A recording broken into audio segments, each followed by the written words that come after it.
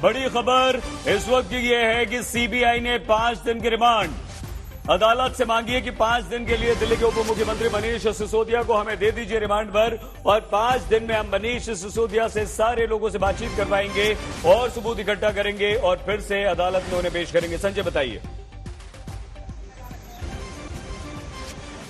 इसमें 5 दिन की रिमांड मांगी है, लेकिन इसमें मुझे नहीं लगता कि 2 या 3 दिन की रिमांड कोर्ट देगा और उसके बाद बोलेगा कि क्या आपके पास उपलब्धियां रही हैं इन 3 दिनों की, वो हमारे सामने रखिए।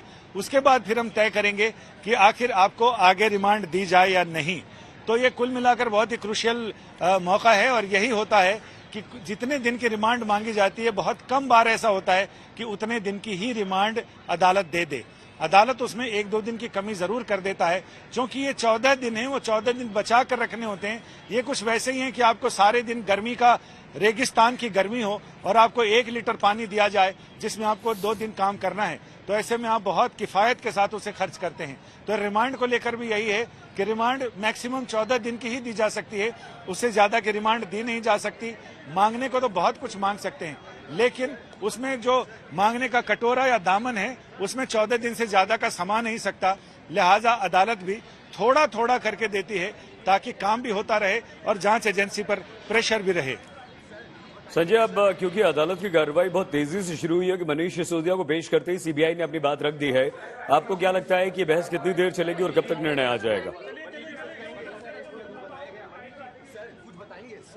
मुझे लग रहा है कि 5 बजे से पहले तक निर्णय आ जाना चाहिए, क्योंकि आज पहली पेशी है। पहली पेशी में कोर्ट को एक तो हिस्ट्री सारी बतानी पड़ती है, कोर्ट शीट पूरी बतानी पड़ती है केस की, और केस हिस्ट्री बताने के साथ साथ ये बताना पड़ता है कि आखिर हमें गिरफ्तार करने की नौबत क्यों आई, किस ग्राउंड पर हमने इनको गिरफ्तार किया है और आगे हम इनसे क्या क्या चीजें निकलवा सकते हैं जो केस की तह तक पहुंचने में, मुकदमे की तह तक पहुंचने में जरूरी है।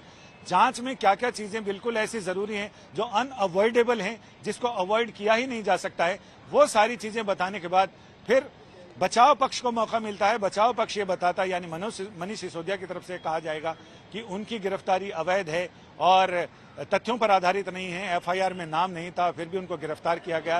राजनीतिक वेंडेटा की बात भी कही जा सकती है कि केंद्र सरकार, चूंकि हमारी सरकार ज्यादा बढ़िया काम कर रही है, इससे हमसे राजनीतिक बदला निकालने को हमारे साथ ऐसा किया जा रहा है। तो ये तमाम चीजें ऐसी हैं जो आमने सामने के दलील और तर्क दिए जाते हैं और इसके बाद फिर अदालत तय करती है कि आखिर किसकी बातों में कितना दम है। और सीबीआई का, जहां तक सीबीआई की बात है, सीबीआई ने बहुत सारी चीजें, सबूत और दस्तावेज, तमाम चीजें पेश किए हैं और जिसमें उन्होंने कहा है कि इस मामले की जो राजस्व, आबकारी राजस्व का घोटाला है, इसको लेकर ये कहा जा रहा है कि ये करोड़ों, सैकड़ों करोड़ का घोटाला है, लिहाजा वहां तक बात पहुंचनी चाहिए। ईडी ने भी अपना नंबर लगा रखा है। सीबीआई की जैसे ही कस्टडी खत्म होगी फाइनल, उसके बाद फिर ईडी इस तैयारी में है कि वो भी अपने मामले की जांच के लिए, जो एफआईआर दर्ज की है उसकी जांच के लिए मनीष सिसोदिया की कस्टडी चाहेगी।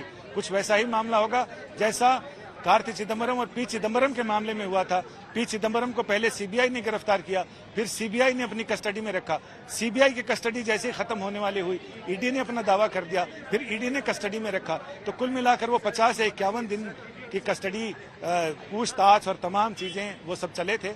और इसके बाद फिर 14 दिन तो इन दोनों ने कस्टडी ली थी। उसके बाद फिर वो शायद 50 या 60 दिन पी चिदम्बरम को जेल में रहना पड़ा था। उसके बाद फिर उनको जमानत मिली थी। तो फिलहाल मामला यही चल रहा है। जो हमारे सहयोगियों ने खबर दी है उसमें यह आया है कि जज सीबीआई द्वारा दी गई केस फाइल को भी पढ़ रहे हैं। जैसा कि मैंने बताया था कि केस फाइल दी जाती है और केस फाइल का विवरण दिया जाता है और ये बताया जाता है कि आखिर किस ग्राउंड पर ये मामला दर्ज किया गया है और किस ग्राउंड पर उनको गिरफ्तार किया गया है। सीबीआई ने कहा कि मनीष सिसोदिया नई फाइल बनाए और उसके बाद उस नई फाइल बनवाई और उसके बाद उसको पास करवाया। ये जो आबकारी घोटाले को लेकर मामला है। और ये भी कहा गया कि सीबीआई ने कहा कि विजय नायर इस मामले में बहुत सक्रिय था। विजय नायर के मुख्यमंत्री के साथ और मनीष सिसोदिया के यहाँ आना जाना भी था और एक शराब निर्माता के एक समूह में, उस समूह से घूस मांगी गई पॉलिसी में मनचाहा बदलाव करने के लिए। ये बहुत अहम बात सीबीआई ने कही है कि शराब निर्माता कंपनियों से, उन शराब निर्माता कंपनियों के हित में पॉलिसी में बदलाव करने के लिए उनसे रिश्वत मांगी गई। दक्षिण भारत के एक समूह है जो शराब का निर्माण करता है, उसके एक व्यक्ति ने ये बताया कि वो उसका एक बहुत आला ऑफिसर होटल में रुका था और उसमें 16 मार्च 2021 को वो विजय नायर से मिला था। विजय नायर इस पूरे मामले में किंगपिन माना जा रहा है। मनीष सिसोदिया के कंप्यूटर से आंकड़े मिले हैं जिससे पता चलता है कि 5% और 12% का कोई मामला था, जिस पर मनीष सिसोदिया से पूछताछ की जानी है कि आखिर ये 5% और 12% क्या है।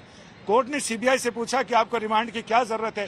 जैसा कि मैं बता रहा था कि रिमांड की जरूरत बताई जा रही है। सीबीआई ने कहा कि मनीष सिसोदिया का इस मामले में मनीष सिसोदिया सीधा सीधा कोई जवाब नहीं दे रहे हैं और वो जवाब हासिल करने के लिए उन्हें कस्टडी में लेने की जरूरत है, ताकि जो सारी चीजें मैंने बताई थी वो सारी चीजें अदालत में चल रही हैं कि जिन सवालों का जवाब नहीं दे रहे उन सवालों के जवाब हासिल करने के लिए उन्हें कई अन्य आरोपियों के साथ कन्फ्रंटेशन कराया जाना जरूरी है, यानी उनका आमना सामना कराया जाना जरूरी है। और इन तमाम दलीलों के साथ ये दलीलों का आदान प्रदान चल रहा। अभी सीबीआई शुरुआत है, सीबीआई अपनी दलीलें दे रही है, इसके बाद मनीष सिसोदिया की ओर से दलीलें दी जाएंगी और जो आधार मैंने बताए हैं शायद उन्हीं आधारों को वहां दोहराया जाएगा और ये बताया जाएगा कि इनकी गिरफ्तारी अवैध है, गैर कानूनी है और बिना किसी नोटिस के, बिना किसी पूर्व सूचना के उन्हें हिरासत में लिया गया, उन्हें गिरफ्तार किया गया। इसके पहले और भी तमाम कई तरह के आरोप लगाए जा सकते हैं, कहे जा सकते हैं, वो सारी चीजें अदालत में होंगी और उसके बाद मुझे लग रहा है कि अदालत इस मामले में आदेश रिजर्व कर लेगा और इसके बाद फिर शायद आदेश प्रोनाउंसमेंट आज ही शाम को लगभग 5 बजे से पहले तक हो जाना चाहिए, ऐसी मुझे उम्मीद है।